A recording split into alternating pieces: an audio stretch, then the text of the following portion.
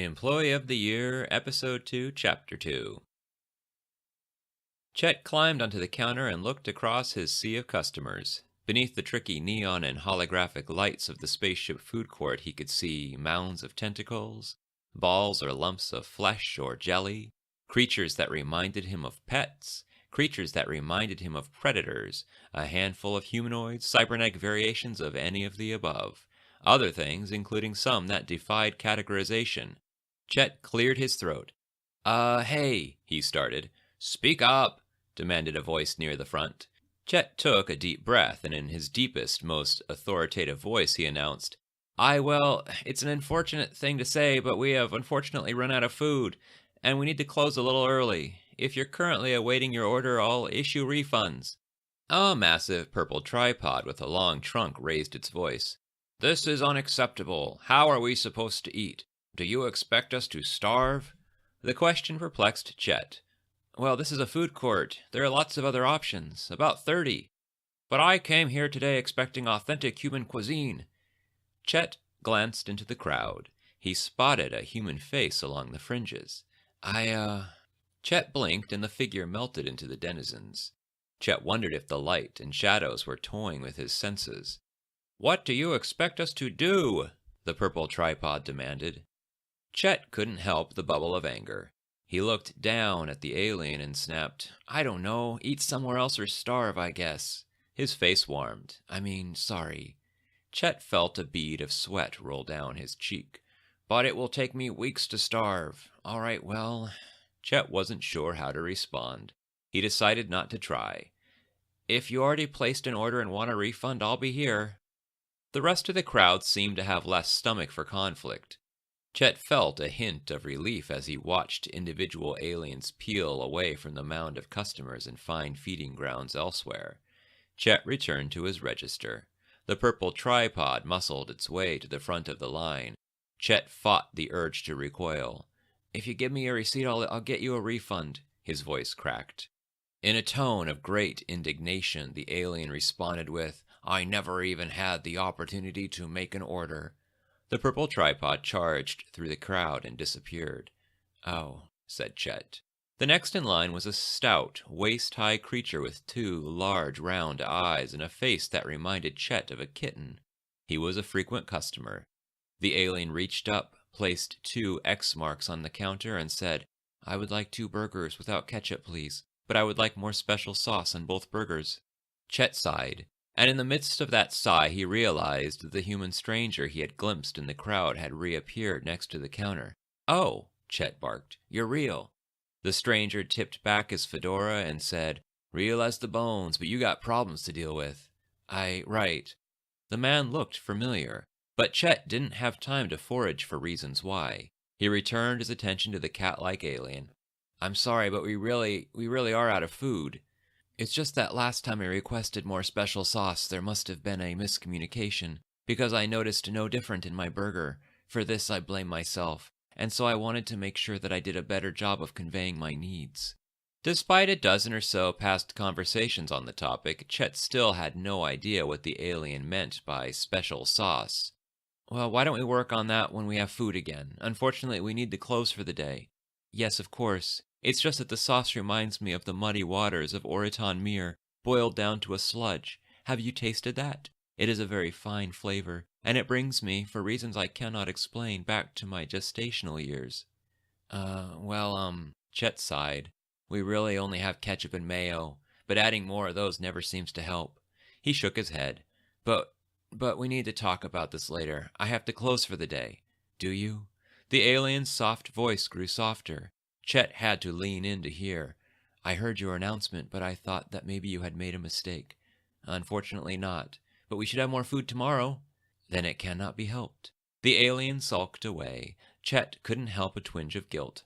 You're a man who needs help, that's what I think, noted the stranger. You got yourself a long line of angry folks here. Even the man's voice sounded familiar. Chet took the receipt from the next in line, a rotund alien with no visible mouth or eyes. It spoke by emanating vibrations through a series of exposed bones along the upper half of its body. My disappointment is tangible, the alien said. Oh, Chet replied.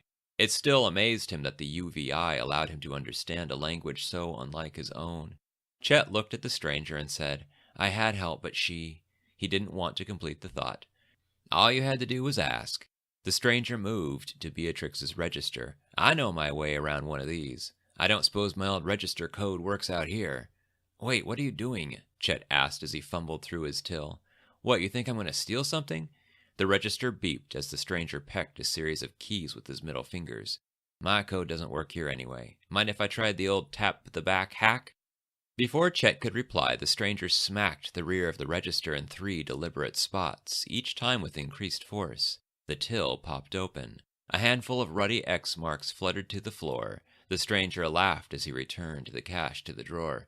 You know, it was a manager who showed me how to do that. Chet wondered if the stranger came from Berger's own corporate. If that were the case, he supposed the man might be well within his rights to use the register. Are you still an employee? Chet asked. Hell no, I got bigger goings on these days. The stranger looked at the next in line. Give me a receipt, he commanded. A skinny, 6-headed alien approached the register. That one ate it, one head accused the other head. I had hunger. Then how do I know what to refund you? We spent 3 X marks, said yet another head. We all witnessed it. No receipts, no refunds, and if you don't like it, you can take it up with my manager over there. The stranger pointed at Chet. And he's not nearly as nice as me. I'm not really the manager, Chet informed. The stranger slapped Chet's shoulder with the back of his hand. He's a dumbass mean manager, which is why we call him Mr. Meathead sometimes. Mr. Meat for short. Mr. Meat, why aren't you dealing with your own customers? Can't you see I got this? I feel discomfort, said one of the heads. What, because you ate the receipt?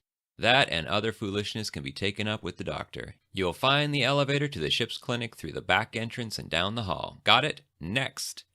Chet went back to work, but reserved a fragment of his attention for the stranger. May I see a receipt? Chet asked his own customer. He took the slip and studied the block of universal code. Chet issued the refund and waved forward the next in line. I'll take whoever is next, he said. Chet observed the stranger as he waited for his next customer. The man knew his way around the register. What'd you get all over your receipt? The stranger chided his current customer. You need to learn to be more careful, but hey, at least you got one. The stranger laughed. After a few minutes and a few more customers, Chet dropped his guard and focused on his own line. They worked side by side and cleared out the customers 2 at a time. Chet slipped into his natural rhythm. He read receipts, punched keys, pulled cash, spoke when needed. Sometime later, the stranger tapped Chet's shoulder. You smell that last guy? I don't think he liked me much. Chet smiled. In that moment, Chet realized that he enjoyed working next to the stranger. And then came a discouraging discovery. He didn't like working next to Beatrix. Chet tried to push the thought aside.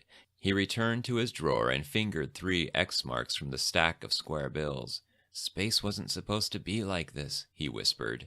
Chet wished he could relive that conversation with CEO Krautwasser. Also, I promised to help Mr. Eubanks find love. Those were the words the CEO wrote on the back of Chet's contract. Chet wished he had insisted the CEO be more specific. Can you tweak it a little bit? He should have asked. Maybe add from a distance, so that we can make video calls and write letters. Actually, could we spell that out too? I was thinking maybe we could just send her right up there with you, into outer space. Chet shook his head as he handed an X mark to his customer. From a distance, Beatrix was the girl of his fantasies. Up close, she got real and complicated. I think I'd rather make calls, Chet whispered out loud. You what? Laughed the stranger. Oh, nothing. Yeah, you make those calls. The stranger shut his register drawer. Seems to me like we're done here.